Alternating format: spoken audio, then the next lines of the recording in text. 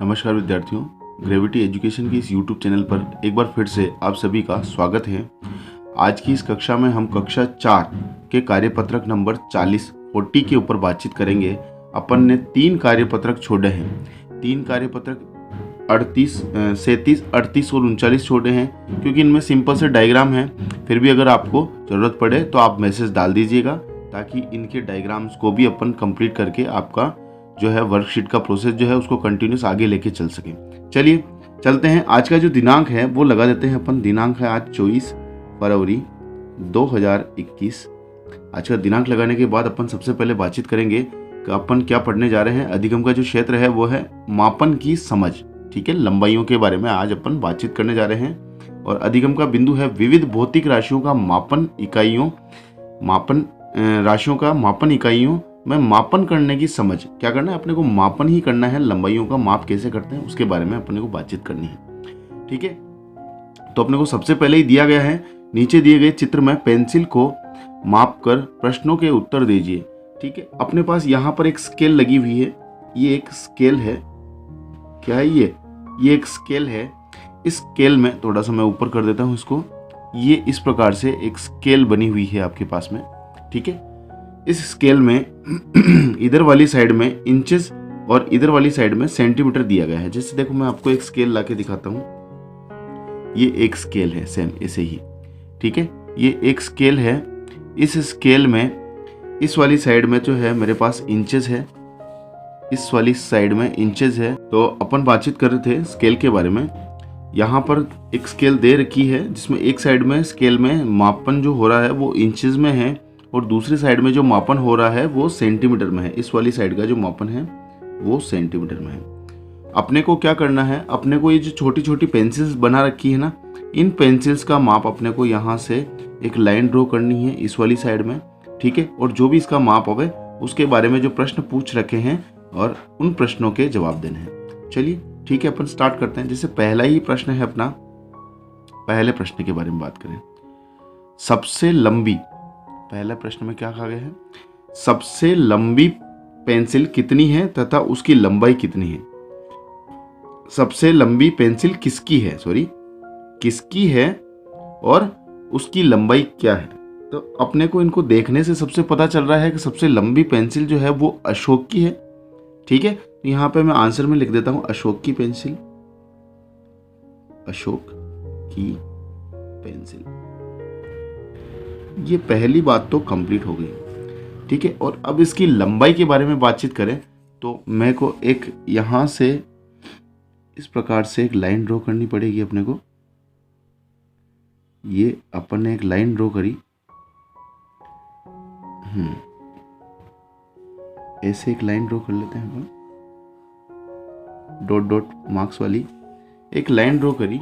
वो लाइन जो है अपने को लगभग 12 सेंटीमीटर के बारे में बता रही है कि ये लंबाई की जो पेंसिल है वो कितनी लंबी है?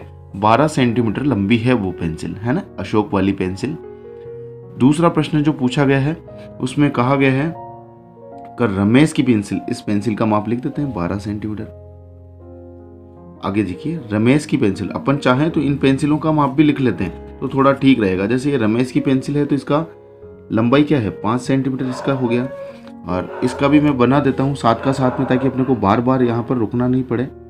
चलो ये बना देते हैं अपन। ये लाइन बना दी अपन ने, ये बनाई, और इसको यहाँ से ये बना दिया।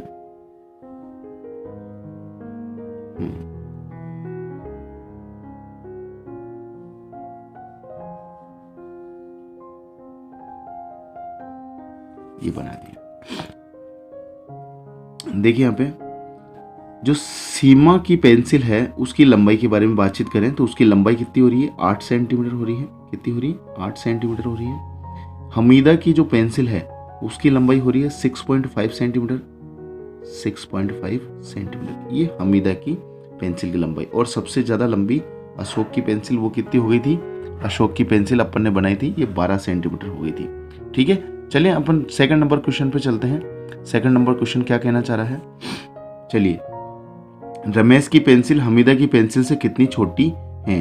किसकी? रमेश की और हमीदा की। तो बात करें, हमीदा की पेंसिल जो है वो है 6.5 सेंटीमीटर। अब रमेश की माइनस कर लेते हैं इससे, रमेश की है 5 सेंटीमीटर। ये रमेश की पेंसिल की हाइट हो गई। तो यहाँ से बच जाएगा 1.5 सेंटीमीटर। कितना बच जाएगा? 1.5 सेंटीमीटर बच जाएगा यहाँ से। तो कितनी लंबी है किसकी? हमीदा की पेंसिल रमेश की पेंसिल से कितनी लंबी है? 1.5 सेंटीमीटर लंबी है। या यूं कहें कि रमेश की पेंसिल हमीदा की पेंसिल से कितनी छोटी है? तो 1.5 सेंटीमीटर छोटी है। ठीक है, 1.5 सेंटीमीटर छोटी है। ठीक है, आगे चल जाते हैं। आगे है थर्ड क्वेश्चन के बारे में बातचीत करेंगे। सीमा की पेंसिल रमेश की पेंसिल से कितनी? सीमा की पेंसिल किसकी? सीमा के बारे में बात की है। सीमा की पेंसिल कितनी है? 8 सेंटीमीटर की है। रमेश की पेंसिल से कितनी लंबी है? तो सीमा की पेंसिल 8 सेंटीमीटर है और रमेश की पेंसिल 5 सेंटीमीटर। दोनों को घटाएं तो आ जाएगा अपने पास 3 सेंटीमीटर। तो सीमा की पेंसिल रमेश की पेंसिल से कितनी लंबी है? 3 सेंटीमीटर लंबी है। क्या है? 3 सेंटीमीटर लंबी है। आगे चलिए फोर्थ वाले क्वेश्चन के बारे में बातचीत करेंगे अपन। सबसे लंबी व सबसे छोटी पेंसिल की लंबाइयों में कितना अंतर है? तो सबसे लंबी पेंसिल थी तो अशोक की पेंसिल थी 12 सेंटीमीटर। ये लिख दिया अपन ने 12 सेंटीमीटर। माइनस अंतर निकालना है तो घटा देंगे अपन। और फिर पूछा है सबसे छोटी पेंसिल। सबसे छोटी पेंसिल किसकी है? यहाँ पर रमेश की पेंसिल है। तो रमेश की पेंसिल कितनी है? 5 सेंटीमीटर है। 12 में से 5 घटाया तो 7 सेंटीमीटर आ गया। तो सबसे लंबी पेंसिल जो है वो सबसे छोटी पेंसिल से, उन दोनों में अंतर कितना है? तो 7 सेंटीमीटर का अंतर है। क्या है? 7 सेंटीमीटर का अंतर है।